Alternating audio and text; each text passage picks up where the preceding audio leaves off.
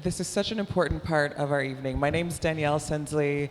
I'm one of the dancers here in the Oakland swing scene. Breakaway has been my dance home, so I'm really honored and excited to be here to interview these two amazing guests we have today. So, without further ado, I'll just start with introducing Ms. Sugar Sullivan and Barbara Billups.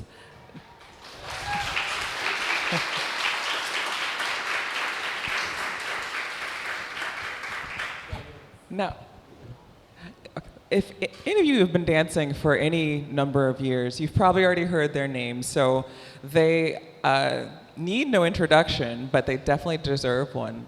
So these are two women who Sugar has won the Harvest Moon Ball. She's been a multiple-time champion and also a dancer, performer, and educator for an incredible amount of time. She's traveled all over the world, and we're honored to have her here today. Barbara Billups has also won the Harvest Moon Ball and has also traveled extensively across the world teaching and dancing and performing Lindy Hop. So yeah, we're going to spend the next hour just going through some questions for you all. Hopefully, if you are new to dancing, you have not heard their stories, you're going to just really hear some wonderful insights. And if you have had the great pleasure of hearing their stories again, we're hoping there are some new tidbits that we can sort of raise for everyone here today. So yeah, thank you all for coming out again. All right, so I think we'll start at the beginning here. The beginning is a good place to start. So maybe for both of you, Sugar and Barbara, just tell us, how did you get into swing dancing? How did you actually even just start out? Wait. I'm sorry. Some of you may know me as Barbara. My name is Barbara Ann Billups. I was born July the 21st, 1936. I am 89 years old. Okay. That's the baby. I'm Sugar Sullivan, born and raised in Harlem, New York, 1930, April 22nd. So I am 95 years old.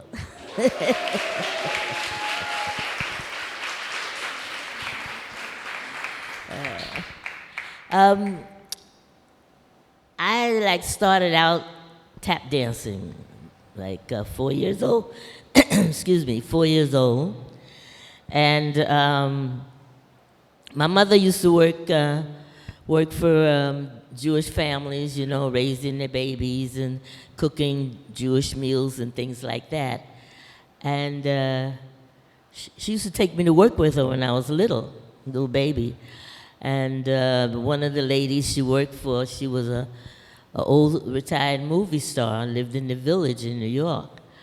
And so I used to go, she took a liking to me. So while my mother's working, her and I, she's got me doing expressions and things like that, And she said, what would you do when you're angry, And how would you act if you're happy and things like that, And she would, it was funny to her, And she would teach me expressions and things. And then she told my mother, she said, she's a natural. She needed to be getting professional training.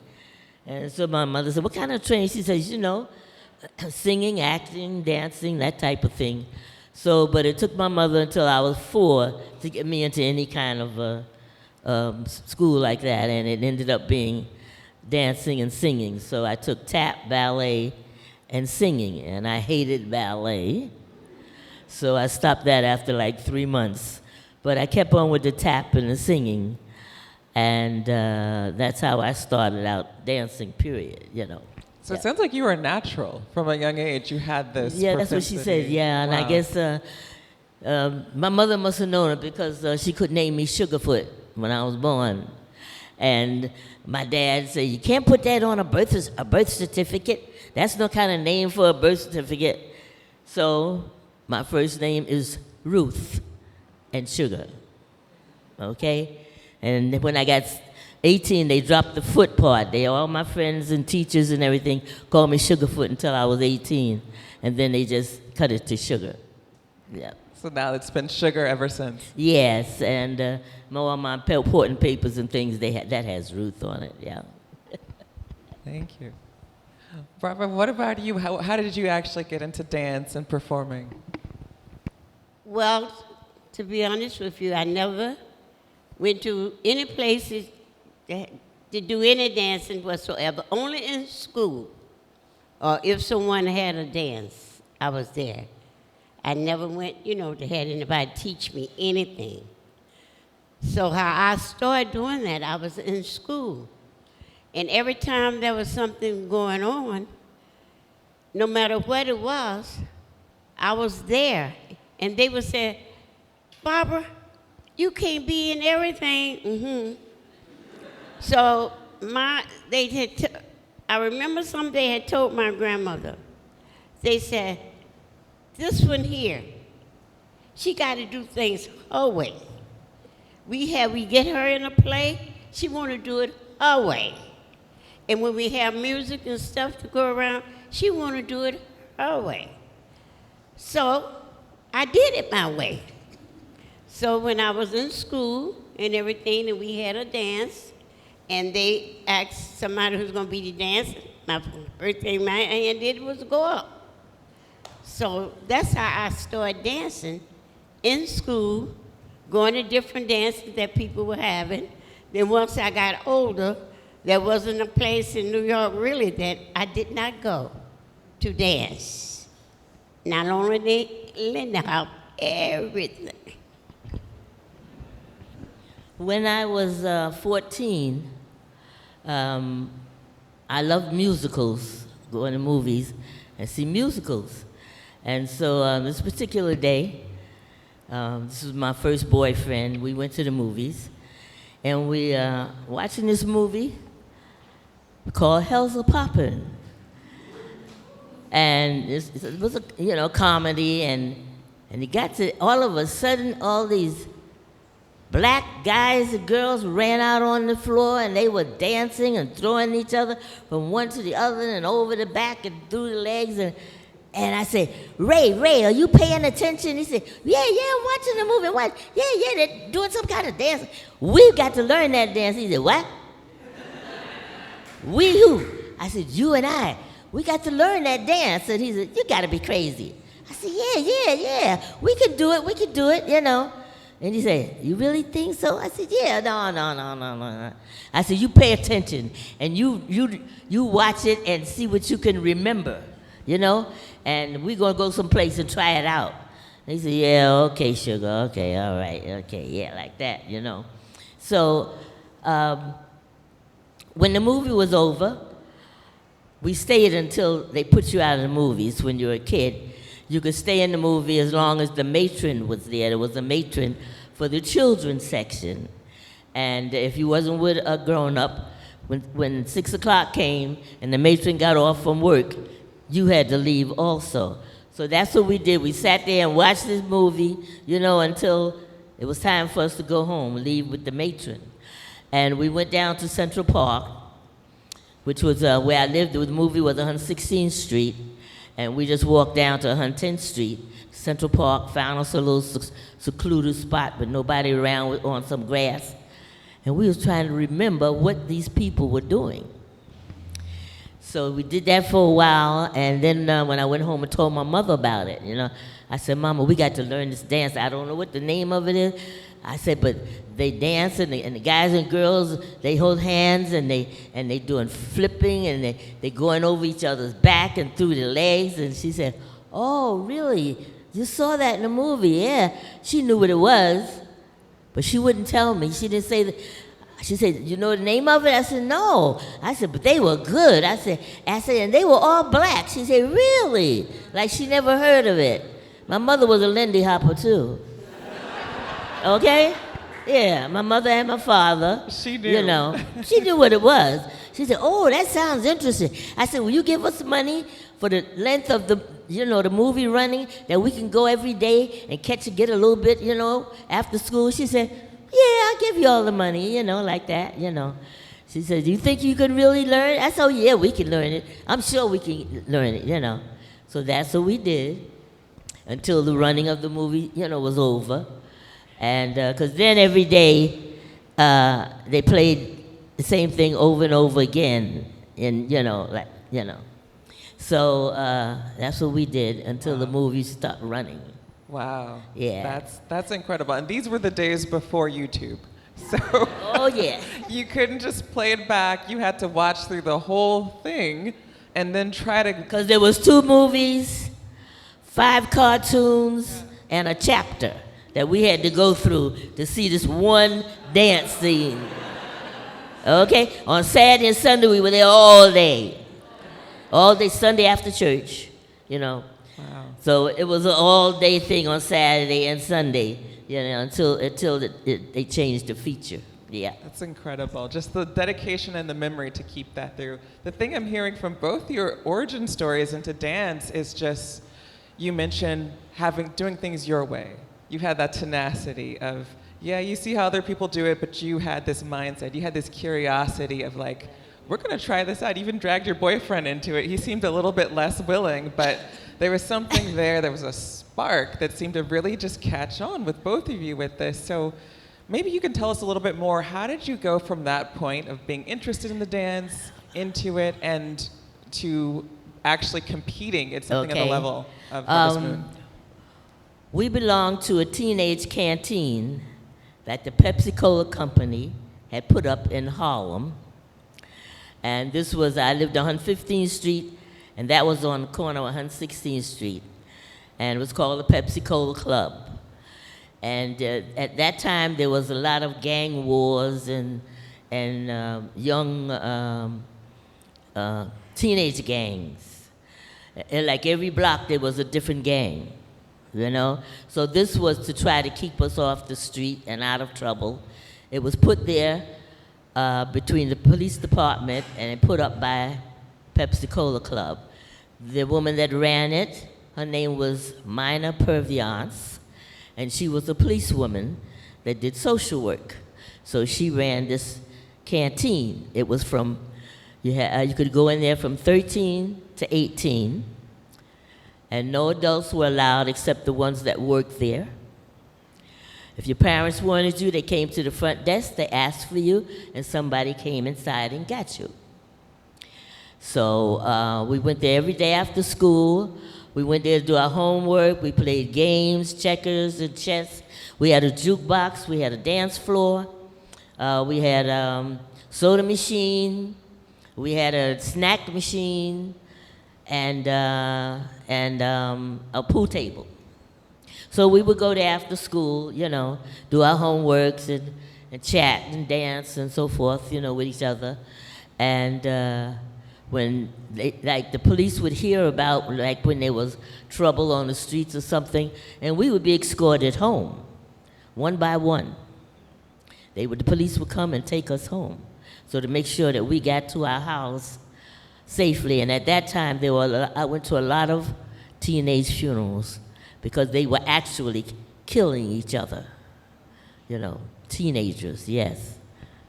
So we kept on with this dancing thing, and once a month, we put on a show at the club, at the Pepsi-Cola Club, so our parents could come to see what we, was doing, otherwise just wasting time.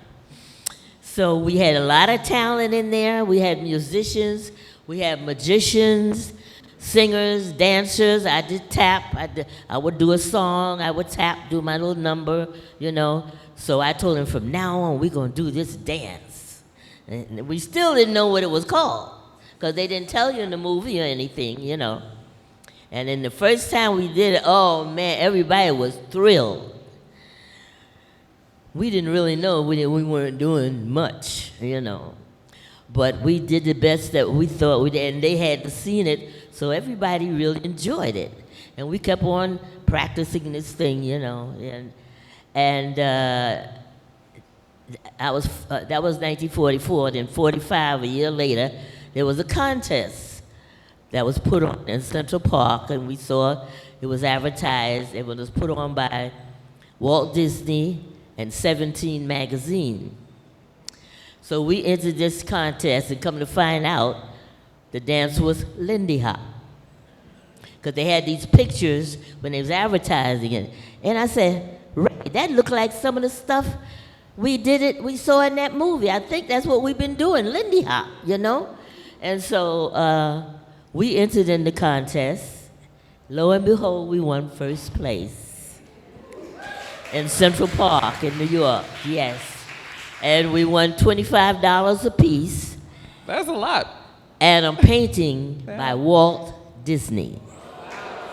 Yes. So that was our prize. And that day, this lady told us about the Harvest Moon Ball. I see. And that's how we got into the Harvest Moon Ball. Yeah. That's She told us go down to the Daily News building on 42nd Street, and they could give us all the information. So that's what we did. Yeah. Amazing. Yeah. Yeah. Ms. Barber, I'd love to hear sort of how you got from being that tenacious child into Harvest Moon Ball, but also, you know, we know at the time there were plenty of places to dance. There were the youth centers.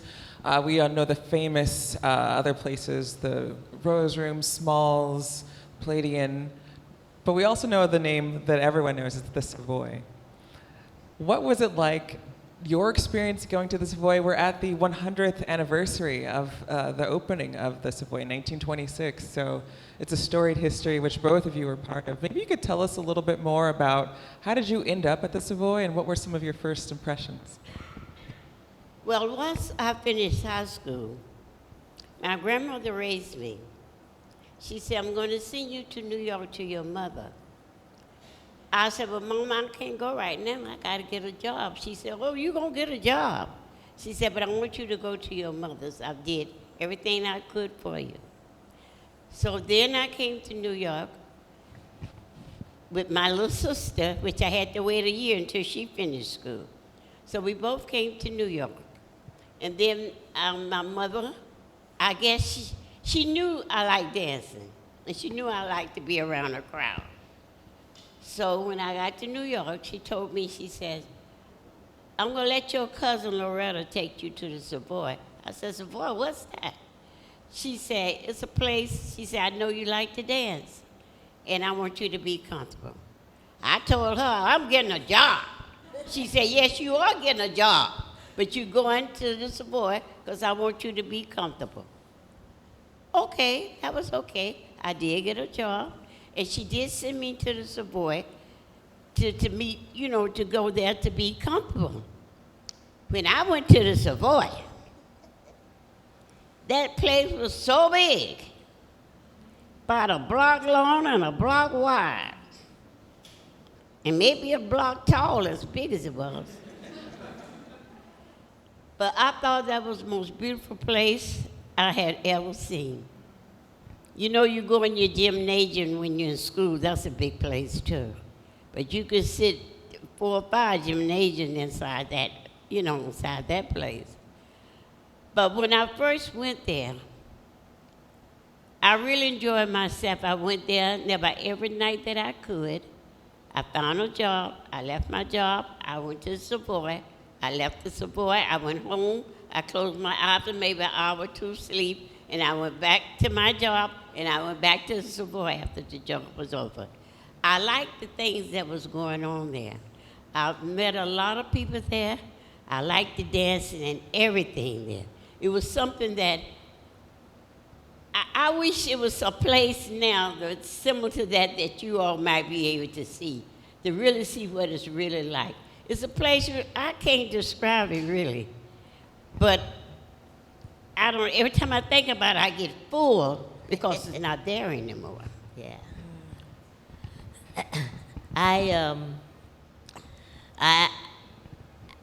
I entered into the Harvest Moon Ball, and we went down to Madison Square Garden for the finals because the Harvest Moon Ball was held at 3 different ballrooms in New York. One was in Glen Allen Casino, which was in Long Island, Roseland Ballroom, which was downtown on Broadway, and Savoy Ballroom. Now, Savoy Ballroom was all nationalities entered into the Harvest Moon Ball. And Glen Allen and Roseland was all Caucasians, all whites. Only white people danced there. And so they were the ones that entered in the preliminaries. So they would pick so many couples. I think it was something like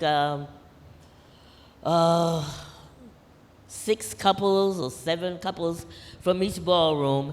And the night of the finals, you would dance in Madison Square Garden. And out of all those couples, they would pick first, second, and third prize. So it wasn't just Lindy Hop. There was other dances, tango, rumba, Venetian waltz, and later in years they put in the polka. So we went down to News Building, and they said, "Where do you live?" So we said, "We live in Harlem." Says, "Oh, well, you missed the preliminaries in Harlem."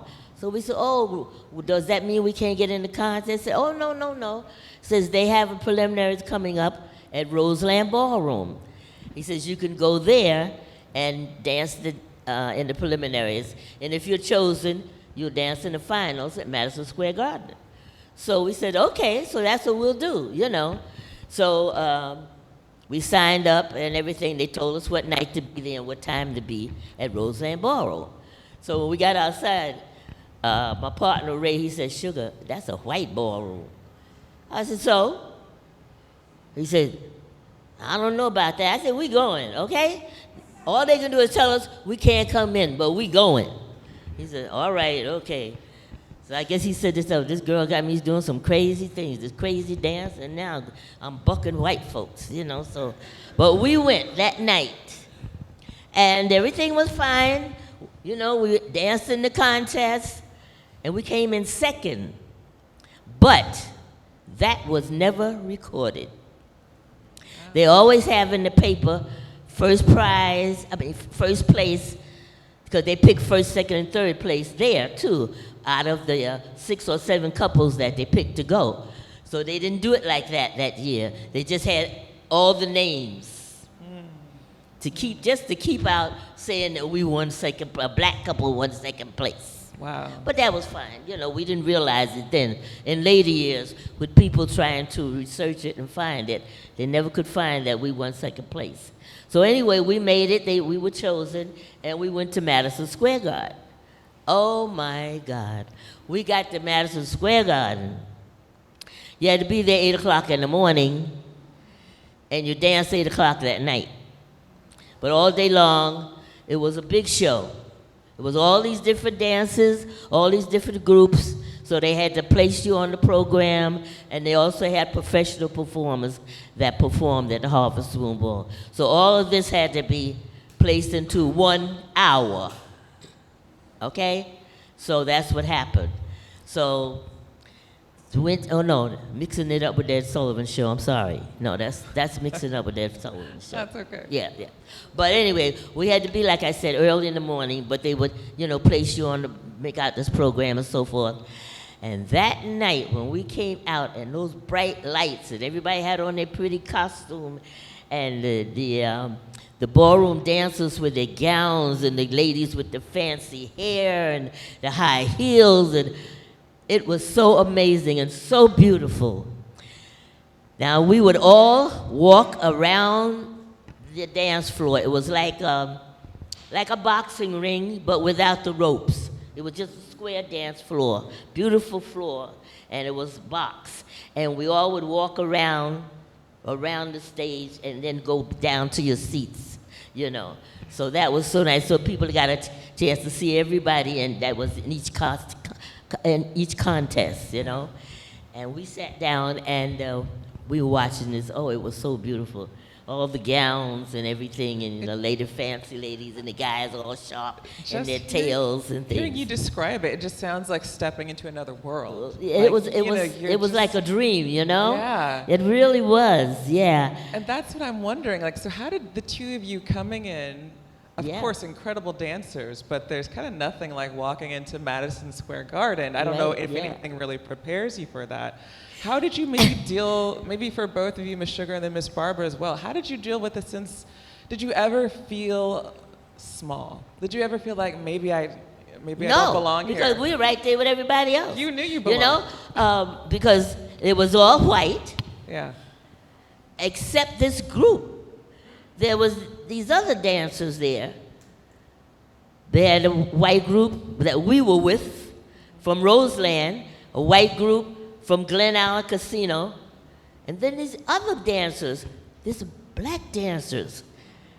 And when they hit that stage, oh my God, I said, Ray, what are we doing here? We don't belong here. What the heck are we doing here?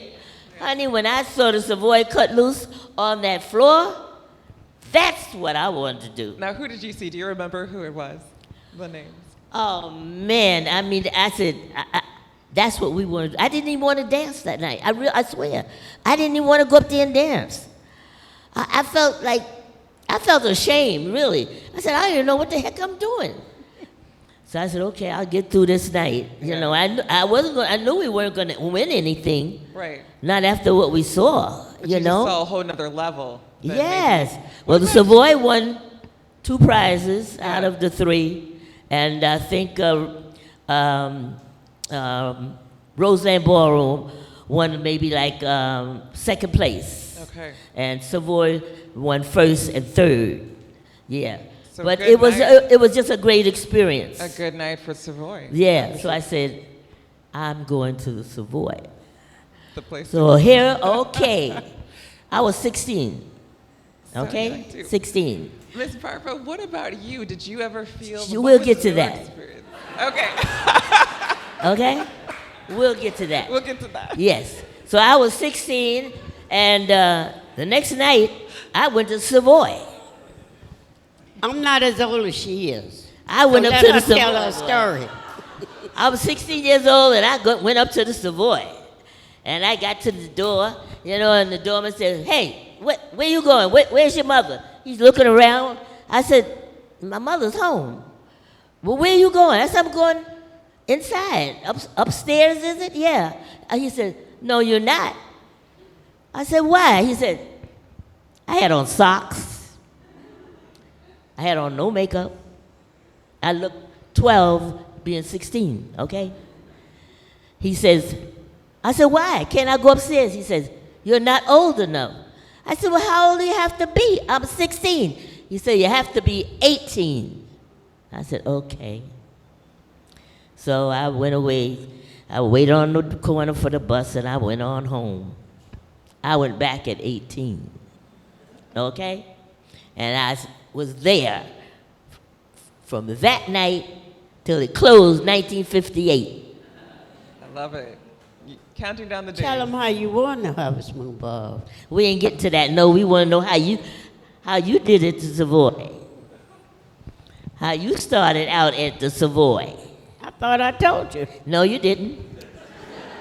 Could You tell told us again? you went to the Savoy, and you was watching the dancing. That's all you told us, right? We would Okay. love to hear more. Okay. No, I was just about to sleep there a minute ago. No, the problem with me, she went to Savoy many years before I did. And once I came to New York, I started going to Savoy. But what I wanted her to tell you, when she went to Savoy, I want you to after tell them then- how we met in the Savoy, Barbara. that was after you won, still. Barbara, I want you to tell them how you met me in the Savoy. Okay, I'm going to tell this story. This night, they had what they was doing. They had already made the couples that was going to go to the Madison Square Garden.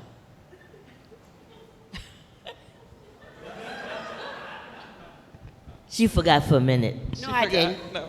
I was trying to be nice. Continue. So- Continue. So what happened? We was at the Madison Square Garden dancing, and I usually watch them dance all the time. Now I love to dance, but I wouldn't get in that circle like they usually get, 2 or 3 couples in a circle. I wouldn't get in there because I figured I didn't know how to dance that good. But one night, everybody was dancing, and the place was screaming and hollering and so forth. And I was on the outside of the circle, didn't think anybody saw me. But I usually be there trying to get these little steps that I see them do. And this particular night, people screaming, hollering, all of a sudden this man grabbed my arm. And when he grabbed my arm, I said, well, he said, come here, come on, come on. I said, I ain't going in there. He said, yes, you are. I said, but I can't do that. He said, just do what I see you doing. Don't worry about it. I was so scared I didn't know what to do. He put me in that circle, and I was dancing with my eyes closed. And every time I opened my eyes, there was a different man had my hand. So I knew then I must have been doing something right. So I danced that night, man. I went to work. I felt good. I went home. I changed clothes. I went to Savoy because I was wondering if I was going to get a dance like I did last night.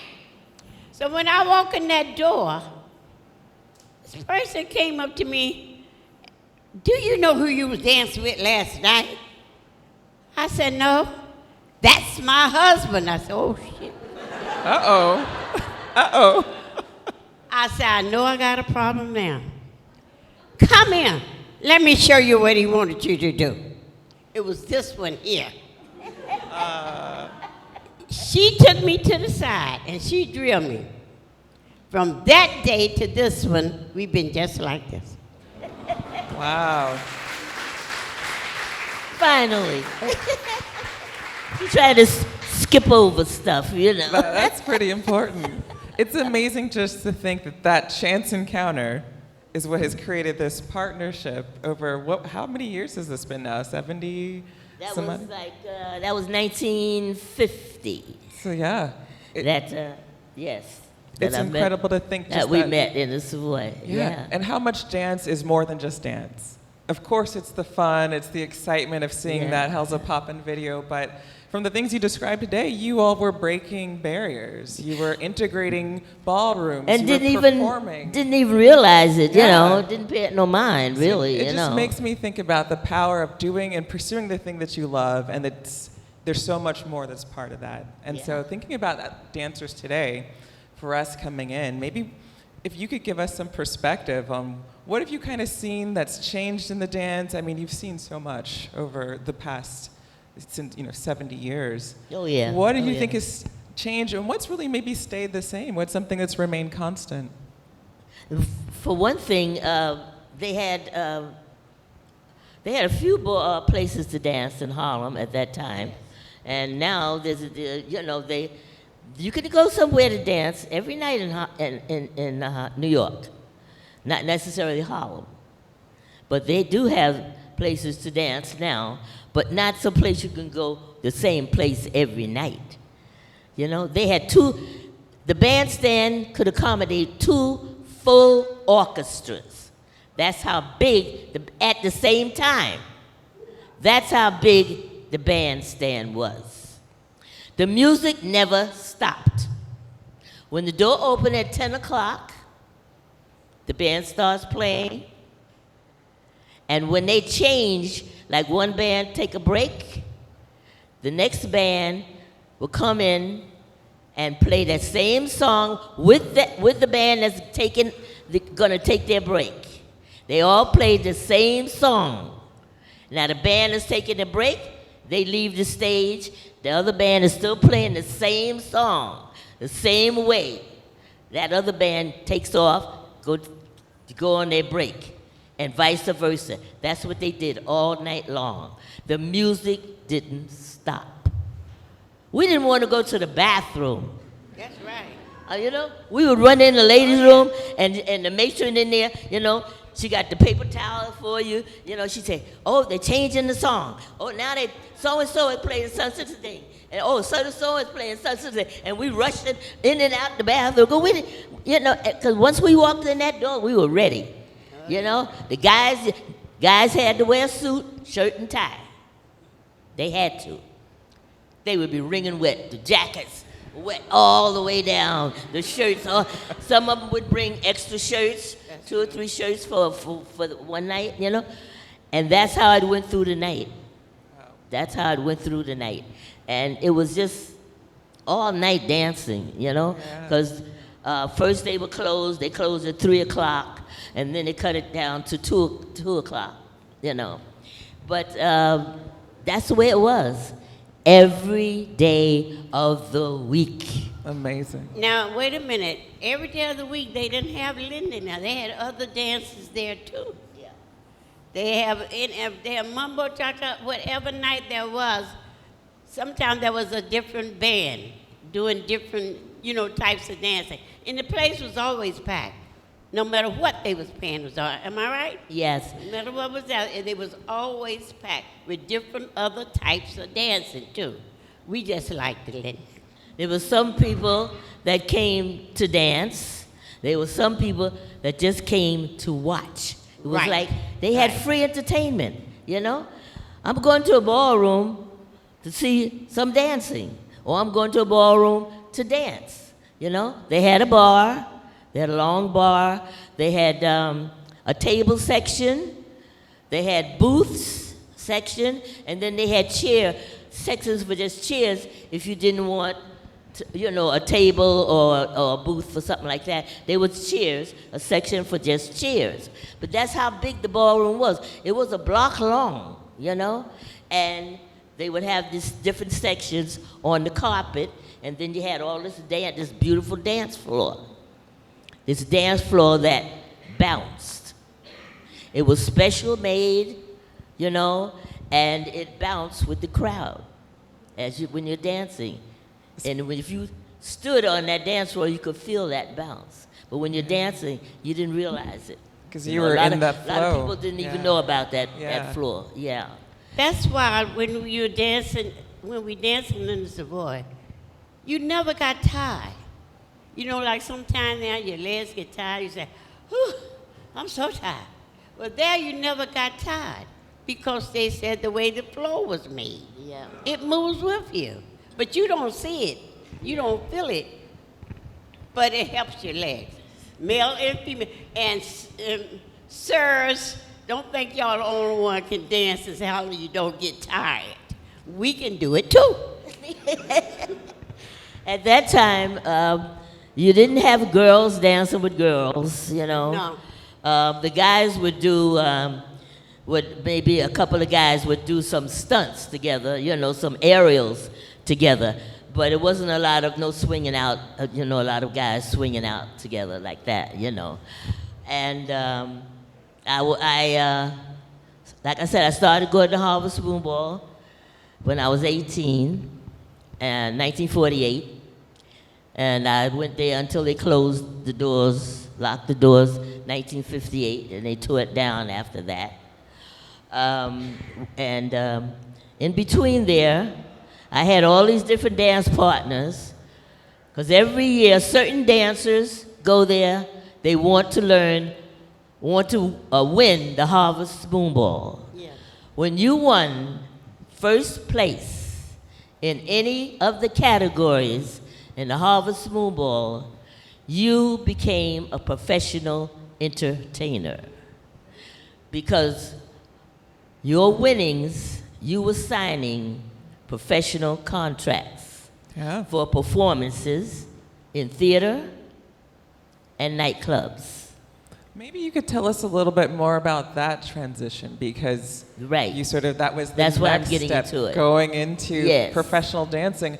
How did that change your relationship to the dance? I know for a lot of folks, it sort of can change the joy and the carefree part of it. It's work. Some people do it just to, win the prizes for that night, And then others, we won it.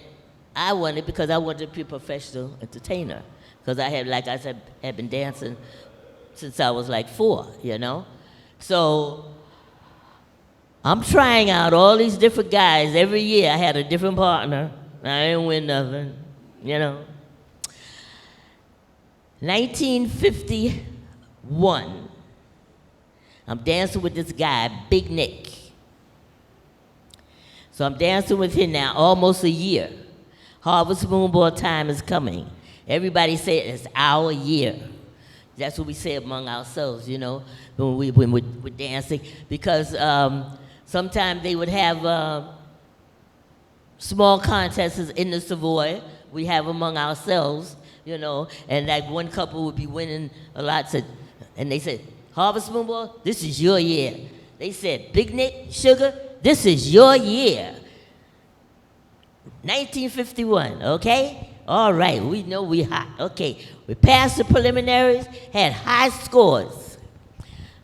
Getting ready for the finals, so we're practicing, brushing up our routines for the finals at Madison Square Garden.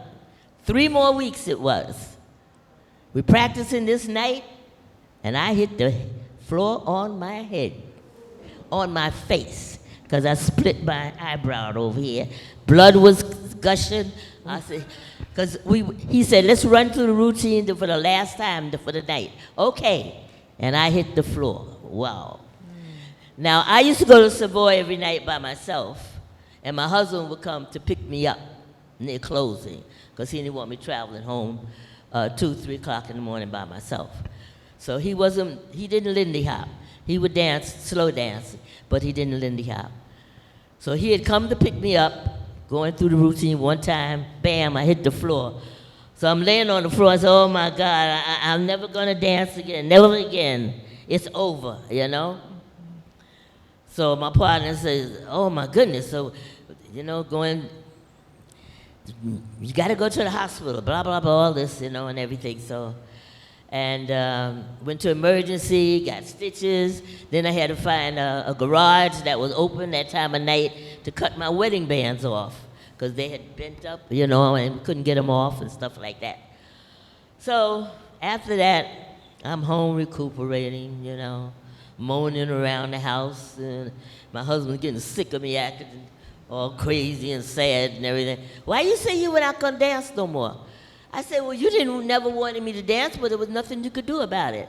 Now you got a plausible reason. I can't say anything now. You want me to stay home? I'll stay home. He got his wish. You know, so he said, I don't want you to stay home. You want to go dancing? I'll dance with you. I laughed in his face. Oh, no. My husband was very suave, debonair, you know, smooth, one of them kind of guys, you know. He was a good dancer. Oh, yeah, yeah. He said, I can learn that dance. You think I can't do that dance? I can learn that dance, and I'll do it for you. So I said, you sure? Okay, so we go in Savoy in the daytime, and I'm trying to teach him, and I'm calling him all kind of names, and we fussing at each other back. Oh, that is so stupid. This is so easy. All you got to do is blah, blah, blah, blah.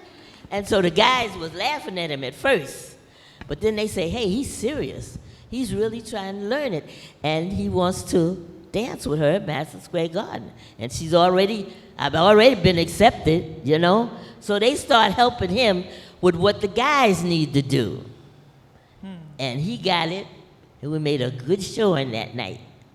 We made such a good showing, they put our pictures in the middle section of the Daily News where they put the winners. So when we got back to our block, everybody's in the street hollering, oh, the winners are here. What winners? We didn't win nothing, you know. They said, but they had your pictures where the winners' pictures was, which they did. They said, no, but we didn't win, so evidently we made an impression on the photographers or whatever, I don't know what. They liked you, too. That's how that went, yeah. It was a good couple. A good yeah, picture. yeah, so that's how that went. That's amazing. So, Barbara?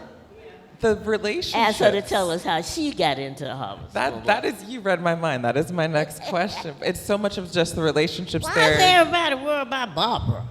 That's why we are all here to hear your story. Okay. What Barbara did, she had no intention of dancing at the Harvest Moon Ball or any contest. She liked to dance, but not in a contest. But they already had picked who they were going to send to Madison Square Garden. I was not in there. But the guy Willie Posey, something happened to his partner. Until today, I can't find out what happened to his partner. But the same man that grabbed me that night, her husband, and her, they all came over to me and said, Barbara, you got to dance in the Harvest Moon Ball. I said, not me. They said, yes, you have to dance with Willie Posey because he doesn't have somebody to dance with. And I'm saying to myself, well, what happened? They said, you got to dance with Willie. I said, I'm not doing it. This one, oh, yes, you are. She always been a mother. So I said, okay.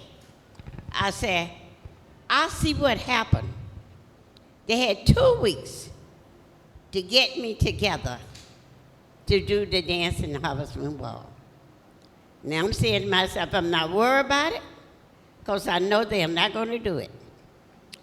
Every night, every time I walk in the door from the Savoy, they was grabbing me. Come on, come on, come on, come on, come on. They got me and Willie Posey together. And I went to Madison Square Garden with Willie Posey.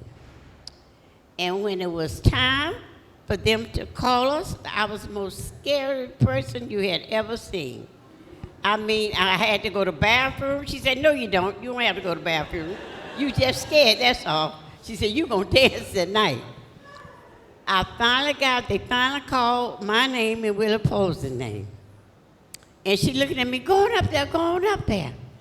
But it was 3 of us on the floor. Son Allen, Bertie Davis, and Barbara and Willie Posey. But you know what, though? Like I was telling somebody there today in the meeting, you may be frightened, but you'll be surprised how things will be once you really want to learn and really want to do it. So what happened, once the music started, that music was so good, I forgot all about how afraid I was. Every time Willie would come to me and say, we're going to do such and such, I said, no problem, no problem. We danced that night, and they called Son Allen as first place. They called Bertie Davis as second place, and said Willie Posey and Barbara Billups at third place. Now, I ain't nowhere in the world you're going to tell me I won third place when I just tried it that night. I won third place. Yeah. I was the most happy person you ever know. But after I did that, everybody was telling me, you're going to go back and win first place. No. After I won third place, I turned professional dancing.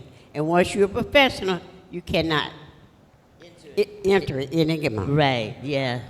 No. Once you went first, you can't enter again in the house because it's supposed to be for amateurs. I see. And they consider you a professional. You won first place.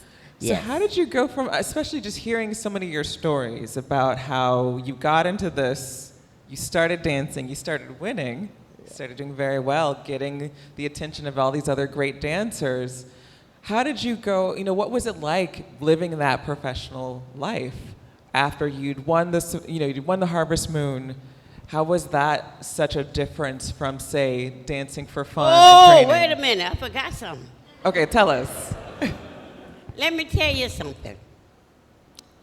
Son Allen had asked Sugar Sullivan to dance with him one night. And she said no.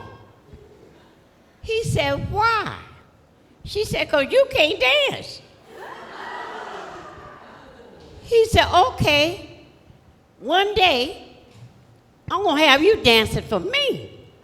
She said, in your dreams. You know what?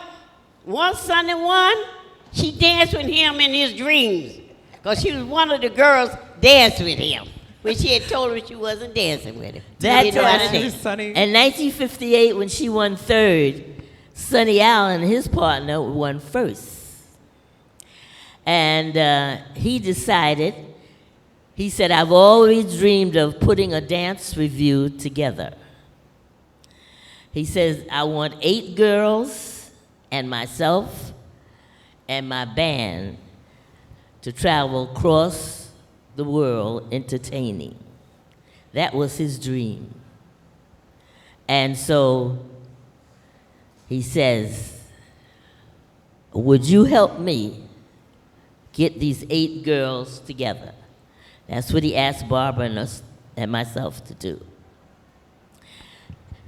But at the time, I didn't know Sonny had been coming. He was coming up to Savoy, but I didn't know him. You know, I really didn't know him. And then there were certain guys I liked to dance with. Yeah. You know, and especially we're doing aerials. You had to be careful. You have to have You know, trust. because people grab it and throw it. Even now, you know, it's not good to dance with somebody and they want to do an aerial with you and you never danced with them before. And they just going to throw you. No, you know? Yep. So, But you know what? Sonny was a hell of a dancer. oh, yeah. He was a dance teacher at the time. He was and that's right. He had been on television. Exactly. He's kind of a I big forgot deal. what the name of the show was. As a kid, he came up dancing on this show on television, you know? And he was a tap teacher at the dancing school where he worked. And I didn't know that. When the night I told him, you can't dance, you know?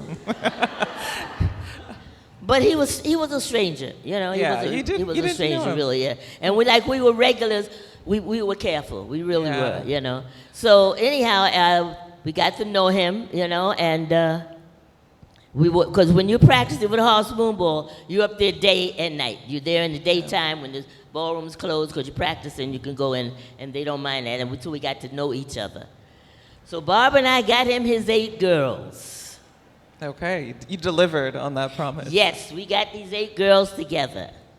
And he said, this is not going to be easy. Y'all going to cuss at me. I hope you stick it out. He said, we're going to be doing some long hours. Think 8 to 12 hours a day, okay?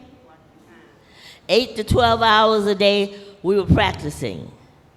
He was teaching us African dancing, modern jazz, Latin. Him and I were the only 2 did tap. And Lindy. That's what we did to put an hour show together.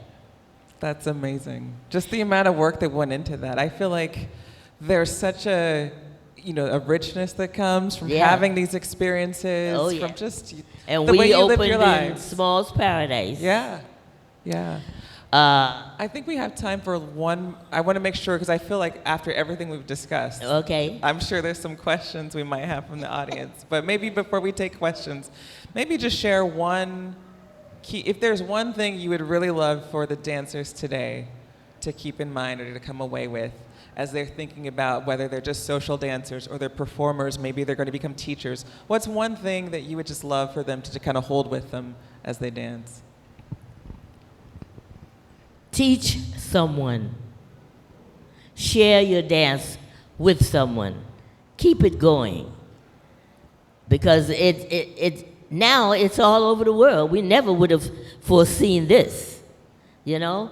And I'm loving it so much. All through these years, Lindy Hop has been my dance. When they did the hustle, I did Lindy Hop.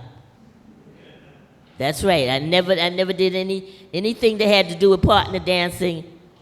I did Lindy Hop. And girls would ask me, where you learn those steps? I said, back in 1940. What? What is it? Lindy Hop. Never heard of it, you know? So teach someone. Do you have kids? Teach them Lindy Hop. Expose them to Lindy Hop. It's the best exercise you could have. Look at me, I'm 95. She's going to be 90. We got to be doing something right all these years, right? So teach someone. That's what I would want you all to do, you know? Bring someone with you. Expose someone to it. Say, hey, I'm going to this dance venue. That's my line. Sorry. I wanted to say this. Don't you ever stop dancing.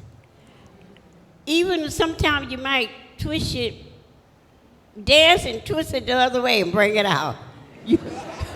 You'll be surprised how things like this happen.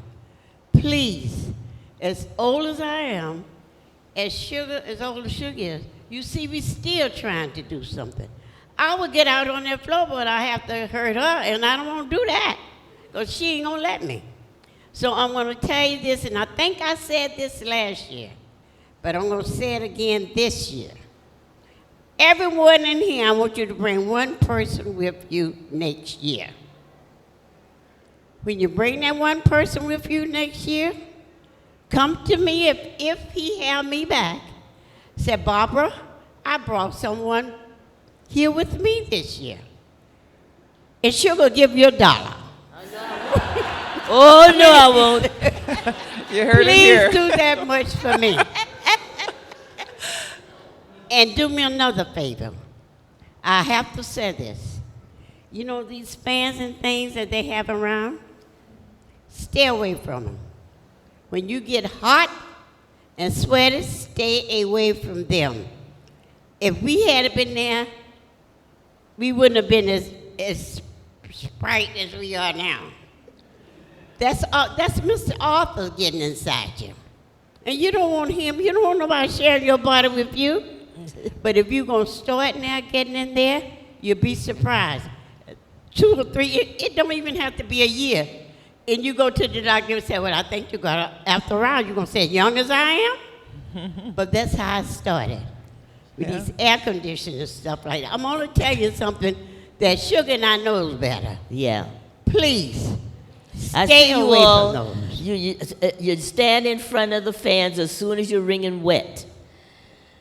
And that cold is shocking your bones. Okay? And it brings on arthritis. Believe me, it's the truth. There we go. Okay? We have life advice and Yes, practical that- advice for But you know tonight what? that can be put into use. Yeah. You know what? I was always told, I used to play basketball. I was told, Barbara, you play so hard. I'm so tired. Sit down. If you sit down and be quiet, you'll be okay. Yeah. You know what I realized that's true? If you're hot and sweaty, sit down. You'll cool off. Yeah.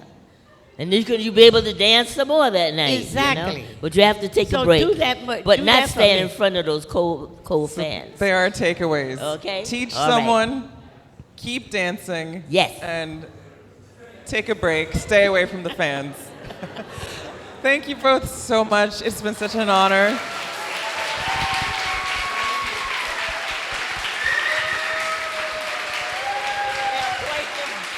And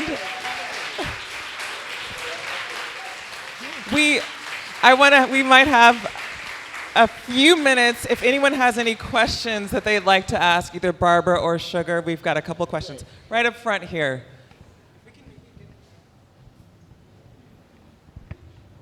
What advice do you have for kids or young people who want to get better at dancing? I'll just Better? repeat the question too. Better dancing? Someone you asked, say? what advice would Barbara and Sugar have for kids and young people who want to get better at dancing?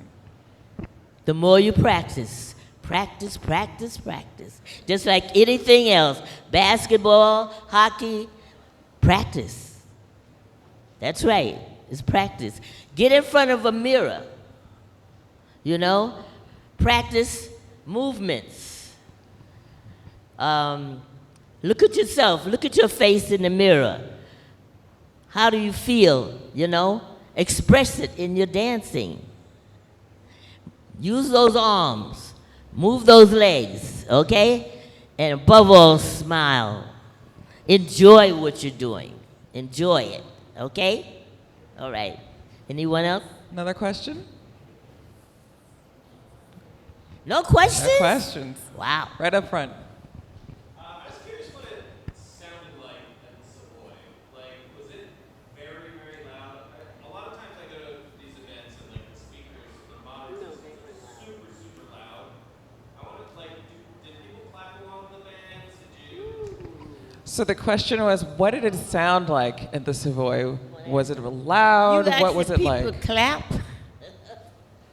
for the bands? Well, like the clap along that you see in Child, that place went in the uproar. Oh, yeah. The music was so good, like you saw me and Sugar sitting there the other night. I couldn't be still, and she couldn't either. We was just a clapping. Y'all was dancing, but y'all didn't see us. The music was just that good. And there are people when we was coming on, they would show their feeling. If they like something, they're going to clap for it. And believe me, that they did. They enjoyed being at the Savoy. The ballroom was very big. Yes. So when you got a very big room and there's a loud music, it accommodated that loud music, whereas you didn't have to holler, whoever's sitting next to you to talk to them, you didn't have to holler and scream. I don't know why, it was, I don't know, ceiling or what, but it was what they call the acoustics was perfect. You could sit and talk to someone next to you, and you can hear what they're saying, but the music was, you could hear it. If you're on the dance floor, you could hear the music, It was just perfect. It was a beautiful ballroom. I've never been in any other ballroom like that. Yeah. I really haven't. Last year, one of the venues we went to, they went in and had the dance at a new ballroom. Great big place, high ceilings. The band couldn't play loud enough. The high They ceilings. weren't used to that. This building had never been used for dances. It was, what did they say, a tax center or something like that. And they decided to start renting it out for different affairs and things. And he was able to rent it for his venue, And it was such a difference. Me not dancing, sitting there realizing the band was struggling to play the music loud enough. I guess they probably said, we need new speakers, Yeah. because this ballroom, the music is not really reaching, It's not the same, no. And you don't realize it until you're just sitting there listening to Right. it, And it was such a difference. And in the Savoy, like I said, 2 bands would be playing at one time, 2 full-size orchestras. Not a band, an orchestra will be playing at the same time. And it was comfortable, Yeah. That's amazing. That's the way it was, yeah. And you two will be here a little bit later tonight, so I mean, you all We have will heard be these here incredible stories. until tomorrow night. Any questions you want, come over, talk to us. There's a young lady back there with her hand up. I don't know if she has time for a question. We have one more question. Can you tell us a little more about what you both did from 1915 when Savoy closed until today? Oh, that What we did from What you time did Savoy from- closed until today. What have we been doing? Dancing. I think that's the perfect answer. Well, we were entertaining on the road for about 13 years with Sonny Allen. It was called Sonny Allen and the Rockets, was the review. And it ended up being 4 girls. He had to cut it down to 4 girls. We carried a 5-piece band and Sonny Allen. We went into singing. We would open the show singing. We strip out of our gowns on the stage, and we do our dance numbers. But we would put on a dynamite hour show, and our clubs and theaters and things where we performed were always packed. I tell you one thing, then we can close it from here. Yeah. Wherever we went, don't care where place we went, and I have to brag about this. They may booked us for 2 weeks, but what they didn't let us leave for about a month or 2 months. I don't know whether we was that good or not, but they made us stay. They paid pretty good, so what can you do? But we enjoyed every bit of it, and they enjoyed us. And that's, We went to Canada one time, and we went to Canada supposed to be for 2 weeks. How many weeks we say, Sugar? 6 months. 6 months. 6 months. We had 6 to months. quit. The lady would not let us come home on a right. vacation. And everybody didn't want to come home, just the ones that had children. A couple of the girls, we had kids. We the only ones wanted to go home for a day, or like on the weekend or something, or Sunday or something. She said, if you leave, you can't come back. They told us. And then we found out that the last black group she She kept them for 14 years. Oh my goodness. So You all what do got out y'all want to easy. do? We said we want to go home. I feel like we could stay here all night. We stayed there with her discussing for these. 6 No, months. y'all can stay here all So night.